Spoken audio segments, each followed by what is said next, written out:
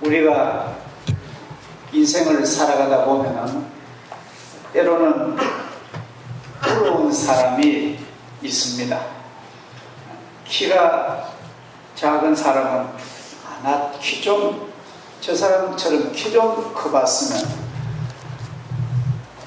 또 음치인 사람은 나 노래 저렇게 한번 잘 해봤으면, 그렇게 부러운 사람이 있습니다. 또 뭐만 좀 먹으면, 물만 마셔도 살이 찌는 체질은 아무리 먹어도 살람지는 저런 사람 좀 돼봤으면, 그렇게 부러운 사람이 있습니다. 또 나 홀로 1년도 5년도 10년도 나 홀로 교회 나오는 사람은, 가족이 교회와 앉아서 예배드리는 가족의 모습으로 나도 우리 가족 모두 하나님께 다 구원받았으면, 그런 부러운 가정이 있습니다. 외국에 가보면은 특별히 영어가 잘 통하는 사람이 있습니다. 나도 영어가 능통해가지고 국제사회에 어디 가든지 의사소통 좀 잘 해봤으면, 또 어떤 사람은 외국 오지에 가도 그 특유한 향내 나는 그런 음식을 또 막 잘 먹어요. 잘 먹고 소화도 잘하고 나는 그 향내가 역겨워 먹질 못합니다. 그러면은 나도 저런 식성 좀 있었으면, 그런 경우가 있습니다. 저는 그런 것보다가 제가 제일 부러운 것은 목회자 가운데 그 주변에 아주 충성스러운, 아주 하나님께 아주 충성스러운 그런 든든한 일꾼을 많이 포진해 있는 그런 목회자가 제일 부럽습니다. 물론 저희 교회도 너무너무 충성되고 좋은 일꾼들이 많습니다만도, 우리가 보면은 아주 지극히 충성된 그런 그 일꾼들이 많은 그런 분을 때로는 만납니다. 오늘 본문 가운데 다윗이 바로 그런 사람입니다. 다윗의 주변에는 얼마나 충성된 사람이 많은지, 너무너무 그 인생이 그 하나님께 감사하고 또 자기 혼자 아니라 함께 영광 누리는 그런 아름다운 지도자가 오늘 주인공 다윗입니다. 요압이라는 명장이 다윗은 있었습니다. 영혼이 깨끗한 선지자 나단이 다윗 곁에 있었습니다. 진실한 제사장 사독이 일생을 같이 했습니다. 충성되고 잘 훈련된 압새 같은 장군도 다윗에게 충복이었습니다. 이때는 오늘 성경의 배경은 다윗 왕이 되고 나서 얼마 안 됐을 때인데, 그 전임자 사울왕 시대에 국토를 많이 잃어버렸습니다. 국토에 많은 걸 상실해서 다윗이 집권을 하고 잃어버린 영토를 회복해야 되겠다. 하나님이 주신 우리 영토를 내가 회복해야겠다.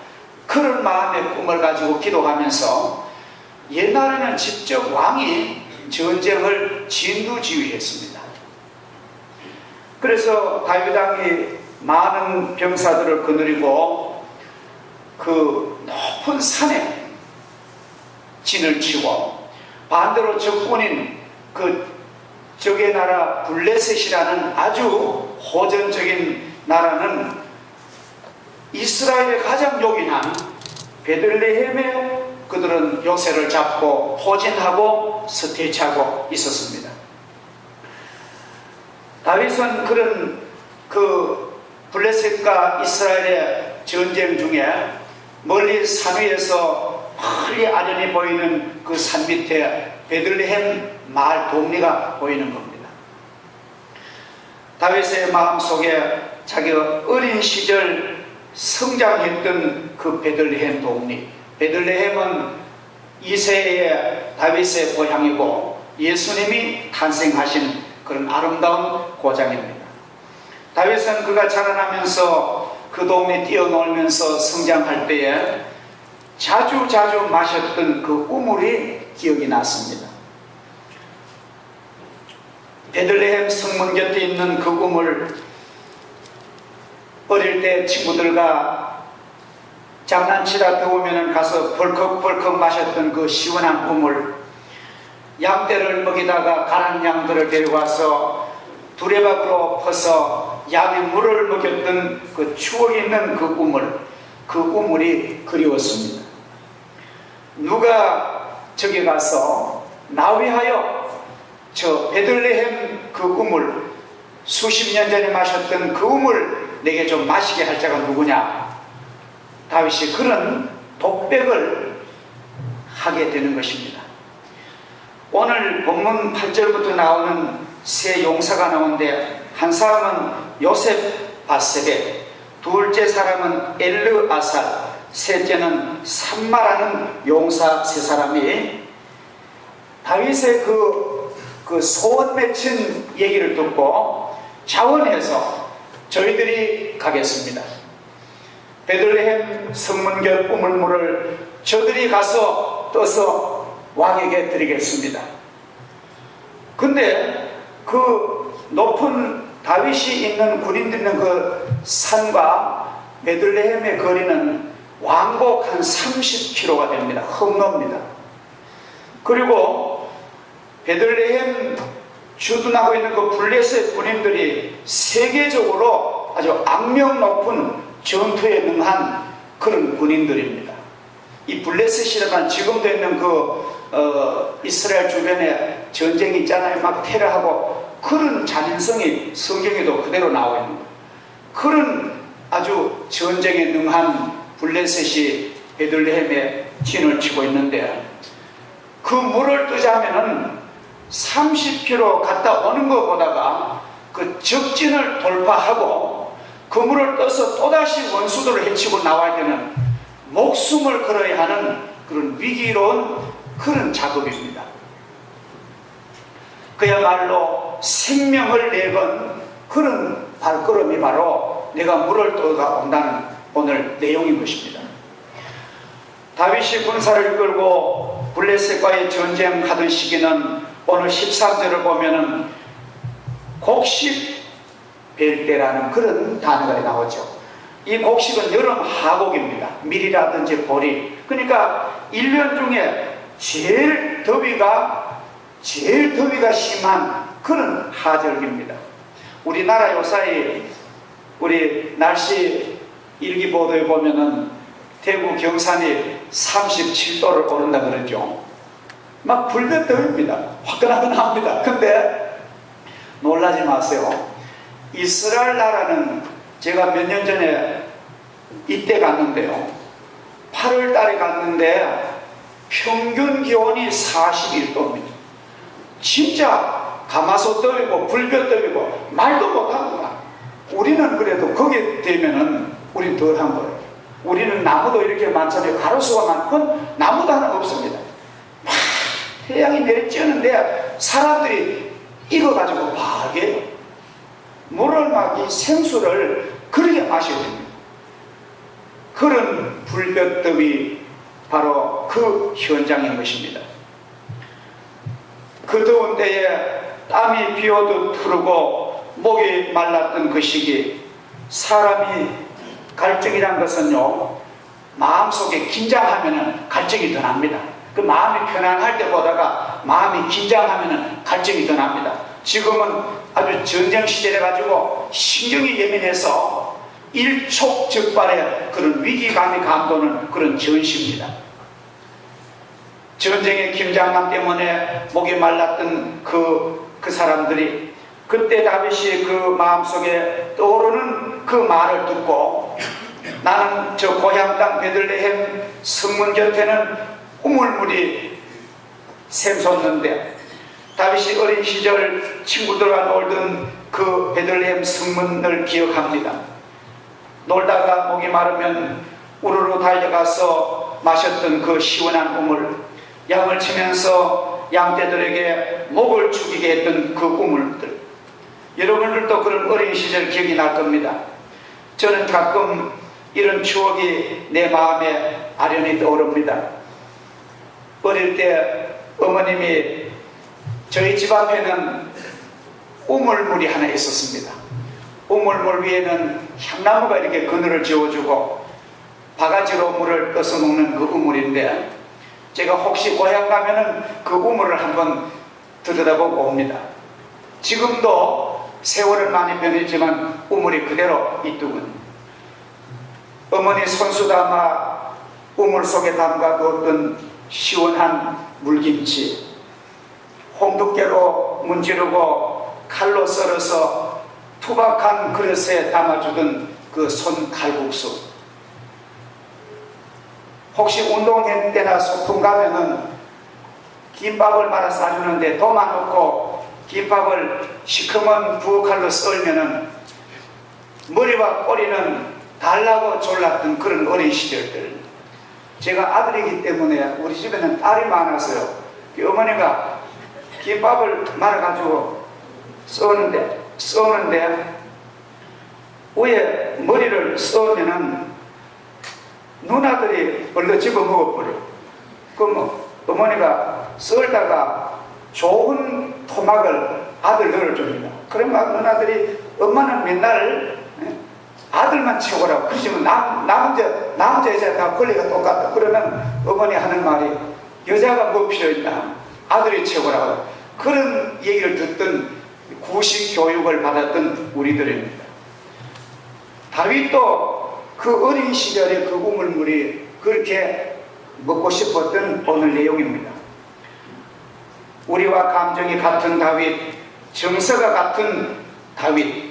그래서 자기 자신도 모르게 그 베들레헴 성문결 우물물을 누가 나에게 갖다 주야, 그 위험한 건 생각도 안 하고, 뜨거운 폭염 아래 30km 갔다 오는 그거가 적진을 돌파하는 생명건 위험스러운 작업은 생각지 안 하고 물 달라고 그런 독백을 하게 된 것입니다.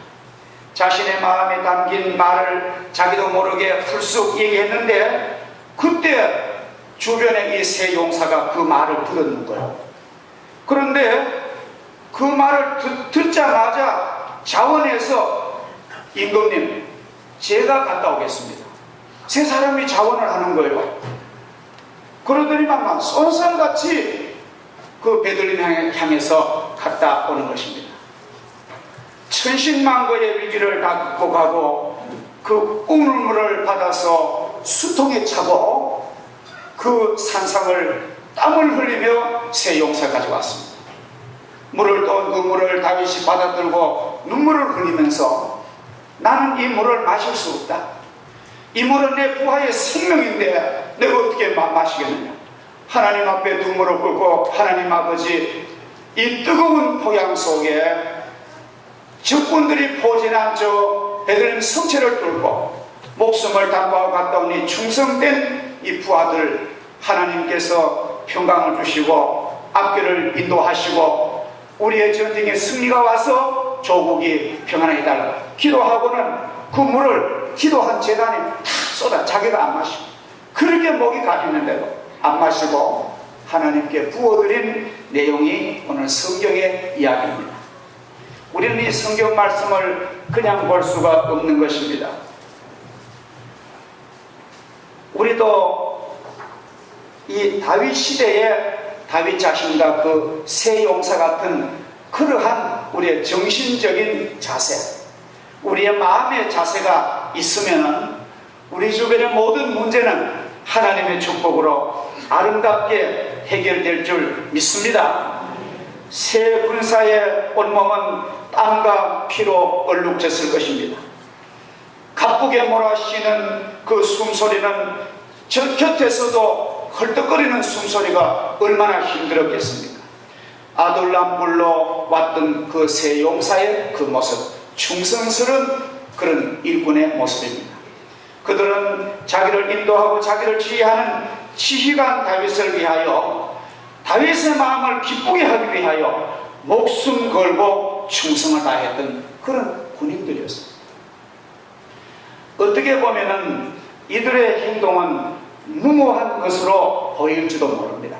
현대인들의 눈으로 보면은 너무나 무모하고 그것 때문에 목숨을 걸어야 하나 그렇게 비판할지 모르지만도, 그러나 성경은 인간의 중심, 인간의 그 사상, 인간의 마음에 중요한 초점이 어디 있는가? 성경은 거기다가 오늘 액센트를 두고 있는 것입니다.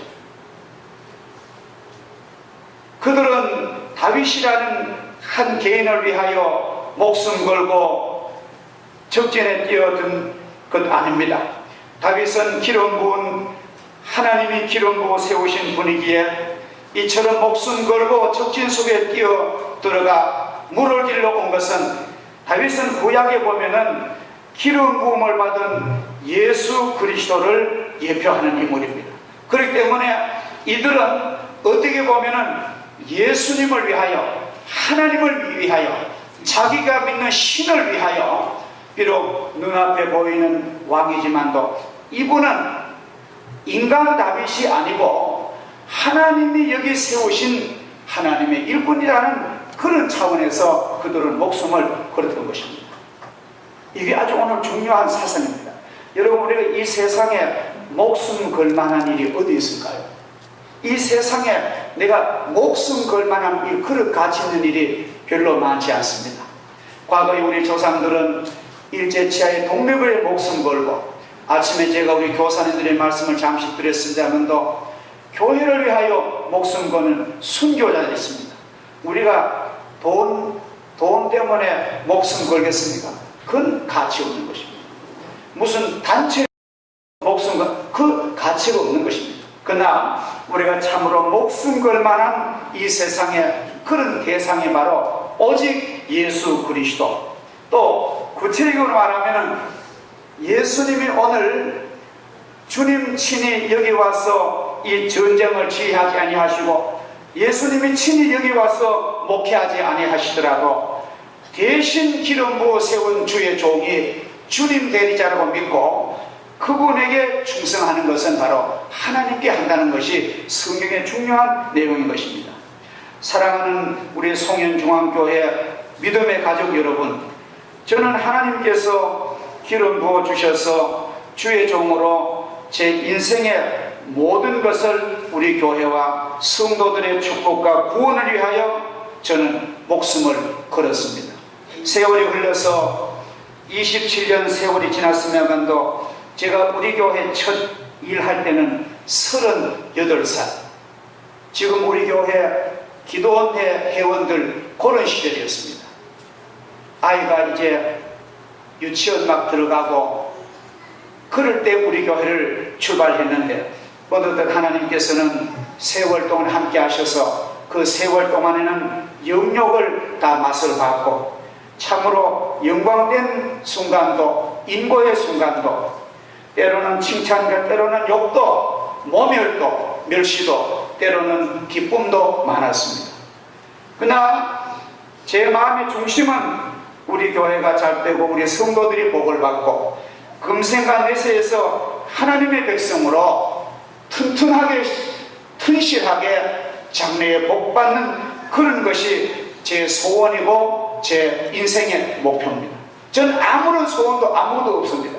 오직 제 인생의 소원은 우리 교회가 하나님 앞에 복을 받는 우리 성도들, 영광된 성도들, 그것뿐입니다. 근데 만약 제가 사랑하신 여러분들에게 개인적으로 내 소원이 이건데, 예를 들어 오늘 다윗처럼 위기가 많은, 목숨 걸어야 하는데 물 좀 떠오라 하면 제가 어떤 교인을 붙잡고 어떤 성도를 붙잡고, 사실 제 김 목사 소원이 이건데 이것 좀 들어주겠나, 그렇게 말씀드린다면은 우리도 과연 이 세 용사처럼 저가 하겠습니다. 당신은 김 목사, 당신은 자연인 김 목사가 아니고 하나님이 기름 부어 세우신 하나님의 종인데, 나는 당신에게 충성하면은 바로 하나님과 연결되는 것입니다. 그런 신앙으로 할 수 있다면은 얼마나 아름다운 축복이고, 제 목회는 보람있고, 또 남은 짤막한 남은 여생에 우린 혼신의 힘을 우린 쏟을 수가 있는 것입니다. 만약 그렇지 않고 성도들이 하나도 당신이나 내나 뭐 다른 게 뭐냐, 내가 왜 당신 위해서 내가 그 일을 할 필요 뭐 있어, 이렇게만 불신앙과 인간적으로 생각하면 내 목회는 보람없을 것이고 여러분의 신앙도 하나님이 진단하실 때 헛된 신앙으로 그런 종결이 될 것입니다. 우리는 오늘 하나님의 말씀 가운데 새 용사가 떠온 물은 생명 같고 참으로 사랑의 그 물이기에 다윗은 그 물을 마실 수가 없었습니다. 이것이 올바른 지도자의 모습입니다. 지도자라고 해서 다 참된 지도자입니까? 참으로 진실한 사랑과 진실한 충성된 마음을 가지고 고락을 같이 하는 그러한 다윗의 모습이 오늘 우리들의 그런 지도자가 따르를 리더십인 것입니다. 우리는 이 다윗의 이 모습을 보면서 진정 마음에 감동을 받습니다. 자기의 가난 목부터 죽이지 않고 병사들의 그 사랑과 충성을 보고 눈물겨워 기도하며 하나님께 부어드리면서 모든 병사들에게 새로운 기회를 제공하는 그런 미래지향적인 이 지도자 다윗. 오늘 이것이 바로 이 민족 정치계와 이 민족 한국교회에 전 절실히 필요하다고 봅니다. 물떠온 그 물은 다 마신들 누가 뭘 하겠습니까? 어떻게 보면 이 새 용사는 다윗이 그 물을 벌컥 마시는 것을 그걸 보고 싶어 했을 거예요. 우리가 얼마나 수고했는데 당신이 마시는 그 모습을 보고 기쁨을 가졌을지도 모릅니다. 그러나 그런 것만이 다는 아니잖아요. 우리가 무슨 배부르기 위해서 호화스럽게 살기 위해서 우린 이렇게 눈물로 하는 삶이 아닌 것입니다. 우리에게는 참된 목표가 있는 것입니다. 이 영적 전쟁을 이기고 블레셋을 진압하고 악한 마귀 사탄이 이 주변을 진을 치고 있는 이 지역에 성령으로 우리는 진압을 하고 여기에 하나님 백성이 찬양 부르는 그것이 우리의 인생의 목표입니다. 다윗은 생명 같고 그 삶을 건 그 떠온 물을 마실 수가 없어서 자신에게 주어진 왕으로서의 권세와 권한을 다 누리기보다는 자라나는 하나님 백성들과 고생하는 것이 영광스럽다는 모세와 같은 그런 아름다운 믿음의 아들입니다. 얼마나 훌륭한 지도자입니까? 우리가 지금 우리나라 대선 때문에 굉장히 우리 사회가 여러 가지로 참 안타까운 현실이 있습니다. 대통령 하겠다고 나선 사람은 여야를 막론하고 엄청나게 많은데 과연 저분들이 민족을 위해서 목숨 걸 만한 그런 참된 신앙과 사랑이 있는 그런 정치가 이런 면을 보면서 참으로 다윗 같은 그런 지도자가 우리 민족에 나타나도록 우리는 기도하고 있는 것입니다. 우리가 다시 뒤집어 보면요, 좋은 지도자가 좋은 국가를 만드는 것이 아닙니다. 좋은 국민이 그렇게 하는 지도자를 만들어냅니다. 다시 말씀드리면 좋은 목회자가 교회를 부흥시킨 게 아니라 좋은 성도들이 좋은 목회자 되게 합니다. 오늘 다윗 보세요. 이 새 용사가 다윗을 그토록 감동하게 하고 그토록 결심하게 하고 다윗은 평생을 목숨 걸고 내가 내 이몸 바쳐 이 민족을 위해서 나는 하리라고 아마 그때 순간 결심이 들어요. 그러니까 좋은 남편, 좋은 아내를 바라지 말고 내가 내 아내로서 좋은 남편 만들어야 되고 내가 좋은 아내 바라지 말고 내가 남편으로서 좋은 아내 만드는 것이 내게 책임이다. 오늘 성경은 바로 그것을 요구하고 있습니다. 충성은 무엇입니까? 충성은 희생입니다.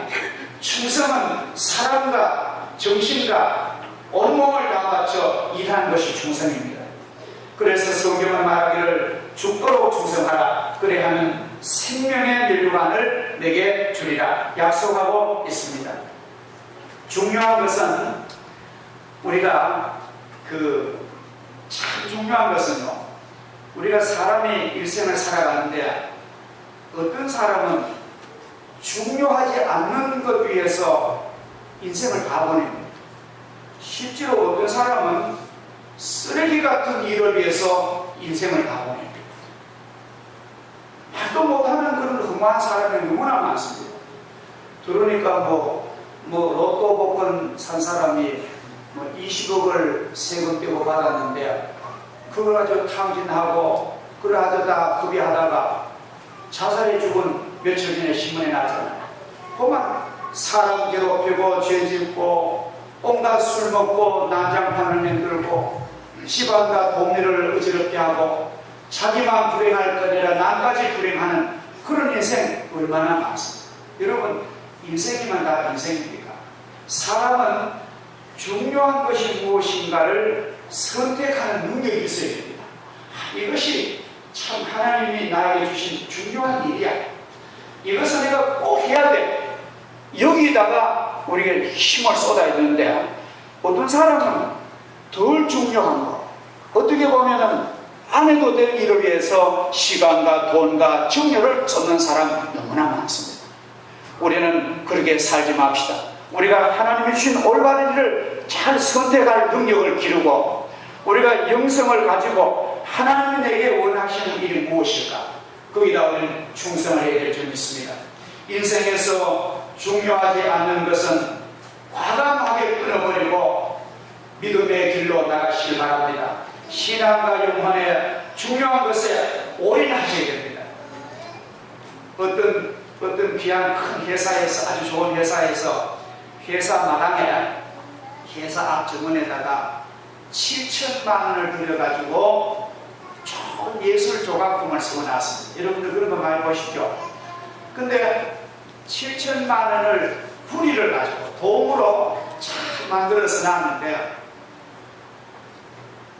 가치없게 사는 사람은 밤에 그것을 훔쳐다가 7만 원 받고 팔아먹고 그걸 가지고 술 먹어버렸다는 것입니다. 내중에 그 회사에서 수소문에서 경찰들이 찾아서 다시 찾아와서 세웠지만도 그렇게 값지고 귀한 것도 그런 인생의 벌전은 7만 원밖에 안 보입니다. 돈밖에 안 보입니다. 우리는 언제나 사람을 귀하게 여기시고 하나님의 뜻을 귀하게 여기시고 충성하는 것을 귀하게 여기셔서 내 인생도 하나님께 충성되게 살아야 되겠다. 그런 마음을 가졌기를 주의 이름으로 축복합니다. 그러면 이렇게 충성한 결과가 무엇입니까? 결과는 오늘 성경의 12절에 보면 여호와께서 크게 이기게 하더라. 이것은 바로 큰 구원을 말하고 큰 복을 말하고 큰 은혜를 준단 말이에요. 우리가 하나님께 충성하면 반드시 하나님 우리에게 큰 은혜 주시고 큰 복을 주시고 구원을 이루어 주실 줄을 믿습니다. 그 다음에 충성하는 사람은 이름이 영원히 기록에 남습니다. 하늘나라에서도 생명책이 기록하시고 역사에도 기록되고 우리의 가슴에도 그런 사람은 있지 않습니까? 그래서 우리가 이런 아름다운 충성을 할 때에 우리 인생이 바로 하나님께 복을 받는 것입니다. 사랑하는 성도 여러분, 이 땅에 우리가 한 번 와서 한 번만 살다가는 내 포기한 인생을 우리는 예수를 믿고 신앙생활 지금 하고 있습니다. 이왕 신앙생활을 하는데 하나님께서 우리에게 맡겨주신 복음과 이 귀한 교회를 위하여 우리에게 주신 모든 몸과 모든 재물과 내 모든 인생의 힘을 이 아름다운 목표를 위해서 우리가 충성할 수 있다면 우리의 삶은 후회 없는 복된 삶이 될 것입니다.